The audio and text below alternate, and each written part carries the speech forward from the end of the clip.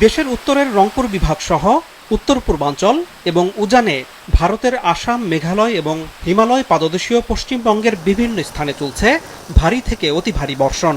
আবহাওয়া অধিদপ্তর জানিয়েছে, সোমবার থেকে দেশের বেশিরভাগ এলাকায় বৃষ্টিপাত আরও বাড়তে পারে। 20 তারিখের পর থেকে 23 তারিখ পর্যন্ত দেশের উত্তরাঞ্চলের সারা দেশে বৃষ্টি হবে, তবে দেশের উত্তরাঞ্চলে বৃষ্টিপাতের প্রবণতাটা বেশি থাকে এবং সেক্ষেত্রে কোথাও কোথাও বিক্ষিপ্তভাবে ভারী থেকে অতি ভারী বৃষ্টিপাতের সম্ভাবনা রয়েছে এবং সেক্ষেত্রে আপস্ট্রিমেও ভারী থেকে অতি ভারী বৃষ্টিপাতের আশঙ্কা রয়েছে। এরই মধ্যে তিস্তা, ধরলা, দুধকুমার নদীর পানি বৃদ্ধি পেয়েছে। নতুন করে শুরু হওয়া ভারী বৃষ্টির পানির কারণে আগামী 1 থেকে 2 দিনে লালমনিরহাট, নীলফামারী, রংপুর, গাইবান্ধা ও কুড়িগ্রামে বন্যার আভাস দিয়েছে বন্যা পূর্বাভাস ও সতর্কীকরণ কেন্দ্র। এখন সিলেট ও সুনামগঞ্জের কিছু এলাকায় বন্যা চলছে।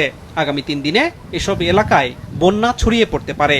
তিস্তা, ধরলা অববাহিকাভুক্ত মূলত 5টি জেলা লালমনিরহাট, নীলফামারী, কুড়িগ্রাম, গাইবান্ধা, রংপুর আগামী 2 দিনে স্বল্পমেয়াদী বন্যার ঝুঁকিতে রয়েছে।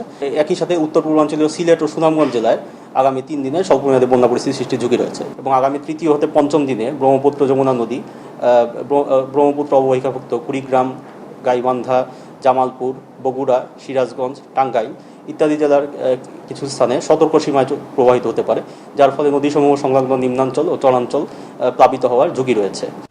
ভারতের আবহাওয়া অধিদপ্তরের আভাস, উজানে অন্তত বৃহস্পতিবার পর্যন্ত ভারী থেকে অতি ভারী বর্ষণ হতে পারে। সেক্ষেত্রে উত্তর ও উত্তর পূর্বাঞ্চলে বন্যা শুরু হওয়ার পর তা 4 থেকে 5 দিন চলতে পারে। আনোয়ার হোসেন, মাছরাঙা সংবাদ, ঢাকা।